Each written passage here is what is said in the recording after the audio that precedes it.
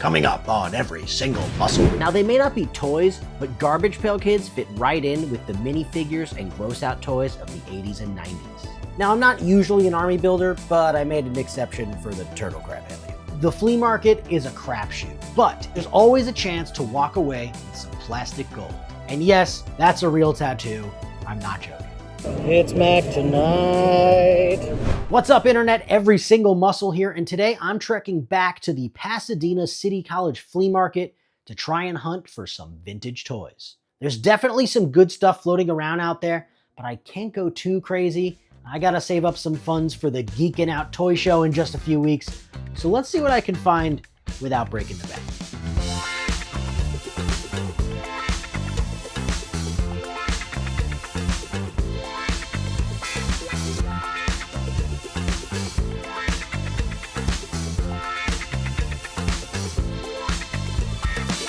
Last time I did a hunt at this flea market, I ran into big Leftyz Collectiblez, but my camera failed and I lost most of the footage. But thankfully, today we didn't have that issue because once again, Big Lefty had a table chock full of the good stuff. There's a sealed Monster in My Pocket trading card set. Oh. Pretty cool. How much is this guy? That one's 30. That's a bootleg from it's a monster one, they call it. Yeah. I put a lot of Mad Balls out. They clean house. Yeah, man, Mad Balls are hot now. Everybody wants them. Thank God. Monsters in My Pocket. Battle Beasts. Okay, so these guys have weapons. I wish I could afford a My Monster. One day. One day. How much for the Battle Cat? $20. 20. Monster Troll. This is a UK pinball, mini pinball game. Signed by the voice of Lina? Yeah. Dude, that's pretty cool. Got the box for everything. That's rad. That's a operation but MOTU. Oh, really? It had the sword right there, so you gotta like get in there and not touch nothing. And if you touch it, then he'll go down and eat the, Whoa, weird. I did not know that existed. What do you got? It's a bootleg. Oh, whoa! So cool. So these are like knockoff Mad Balls bodies. Mm-hmm. Mad Balls don't have bodies, but someone else made Creepy Bods to go with your Mad Balls. How much you sold this already? How much you sell for? $8.50. Holy shit. So despite my heart telling me otherwise, I didn't pick up any battle beasts with weapons, but I did grab a battle cat. I always wanted a battle cat, and this one's in pretty great condition. There are a couple scuffs on the armor, but all in all, a great piece. $20 well spent.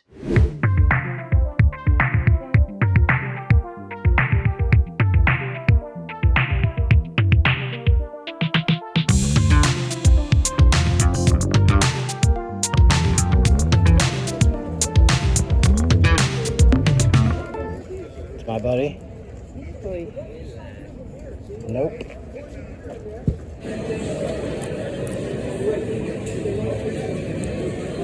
This guy's got the visors. It's kind of amazing.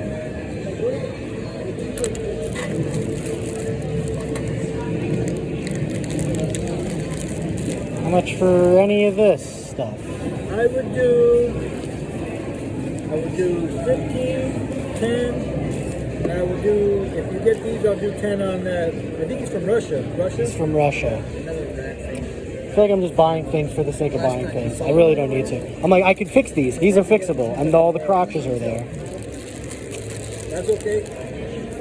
He has a broken arm, so that changes my opinion on it. Yeah, I think I'm okay on this. Thank you, though.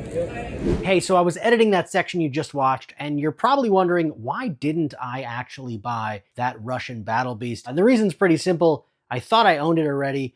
It turns out that's not true, but since we're talking about it, let's dig into the Russian battle beasts just a little bit. In Mother Russia, there is a company called Technolog, and they produce a variety of different minifigures, all of them made of a hard plastic. They're all really kind of cool and unique in their own different ways, and they have some great sculpts. But if you ask me, nothing tops the Battle Beast knockoffs known as Cyber Beasts. So yeah, I probably should have bought the one that I saw at the flea market too. It was a bad call. And you know, I just remembered that Technolog technically did 2 different Battle Beast knockoff lines. One of them was the Cyber Beasts, and the other is the Z-Veronics, which are a much more vibrant, colorful, chibi style Battle Beast knockoff thing. Yeah, she'll look it up. Are you in the area? It's a rare piece. I'm asking 175. No one's ever seen it. I've never seen it. It's Nobody very cool. has. No one's seen it. Super cool. I know. Everyone wants it. Everyone's like, dude, I've never seen it. I'm like, that's what I'm telling you. Yeah. But once it's gone, it's gone. Yeah. These are vintage Flintstone plastic dude. Never seen these before. I'm not gonna do it, but I think they're interesting. Never seen those. These, however, these I need. What have we got here? Why, it's some TimMee Galaxy Laser Team Turtle Crab aliens. If you're not familiar, let me give you a little history lesson. In 1978, TimMee Toys, formerly known as PPC, the Processed Plastic Company, released a line of generic spacemen and sci-fi monsters known as Galaxy Laser Team, and sometimes also called Star Patrol.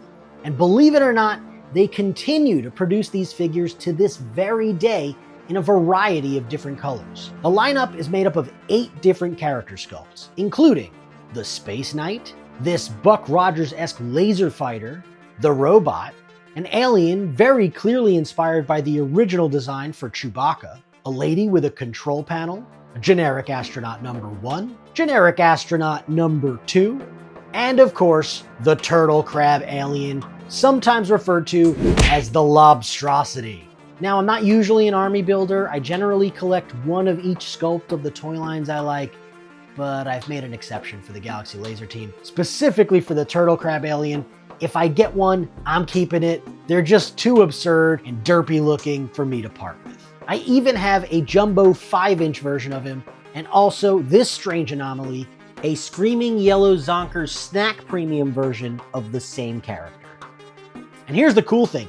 In my research for this video, I came to learn something else. In 1980, the Galaxy Laser Team characters appeared in comic form in a magazine called Anteojito in Argentina. They were featured in a monthly supplemental story titled Ekaton, el pueblo perdido del espacio, or Ekaton, the people lost in space. It just goes to show that every time you think you know everything there is to know about even an obscure toy line, somehow there's more info just floating around out there.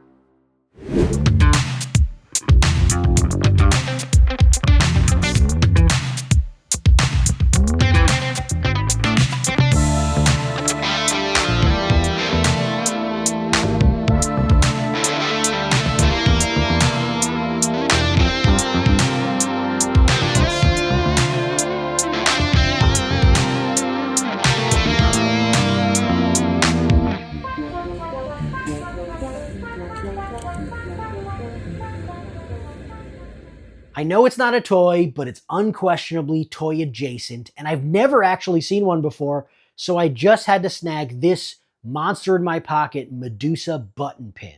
I tried searching for some comps on eBay, and the only one I could find was this dino in my pocket button, so I really didn't know anything about what I had bought until I started reaching out to a couple of Monster in My Pocket experts. And I've come to learn that the vintage Monster in My Pocket pins do in fact exist, and that they even made Spanish language versions in Mexico and South America under the Sonrix branding, but apparently reproductions are commonplace as well. However, since mine has this copyright text on the spine of the pin here, this is very likely not a reproduction, but a legitimate vintage Monster in My Pocket pin. And although it's rather difficult to track down more online, these pins are probably more appropriately categorized as uncommon rather than rare. Still, a pretty exciting flea market find.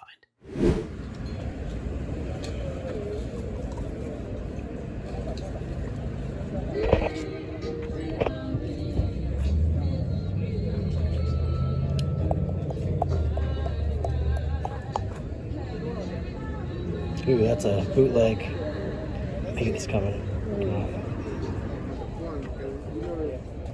they've been there for years. Oh, right now is a buyer's market.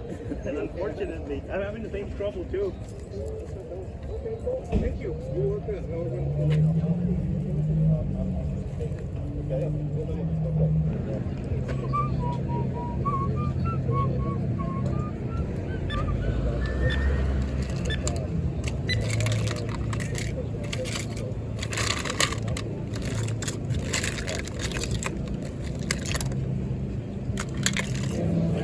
It's Mac tonight. Yeah, well, and that's the difference, right? Nasal Hazel is a pretty good one. Check that out. Yeah, that's why I put up front. That's my favorite one.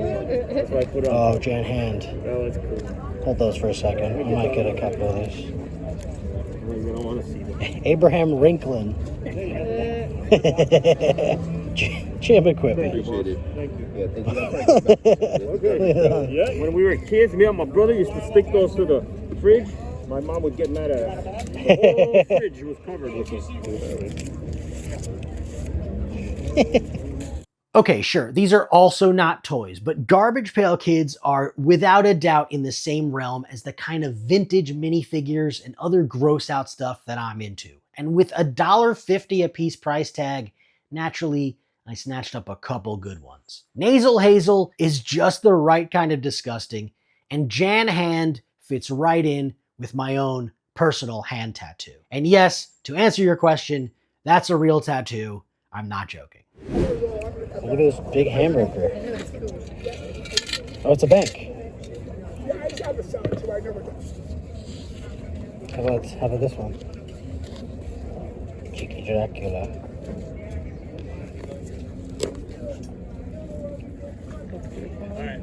Yeah, they're great. I like that it came with a number 2.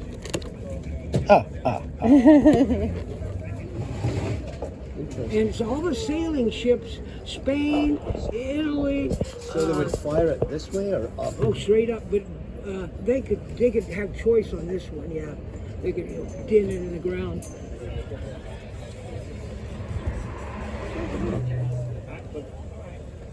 How much you got on these?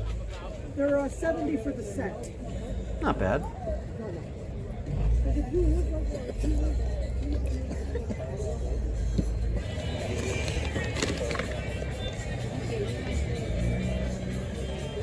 How long does it stay open? You sound insane. Do you realize that?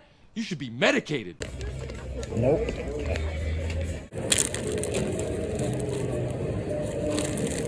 There it is. My last purchase of the day was a couple homies. Listen, I'm not going to delve too deep on homies right now.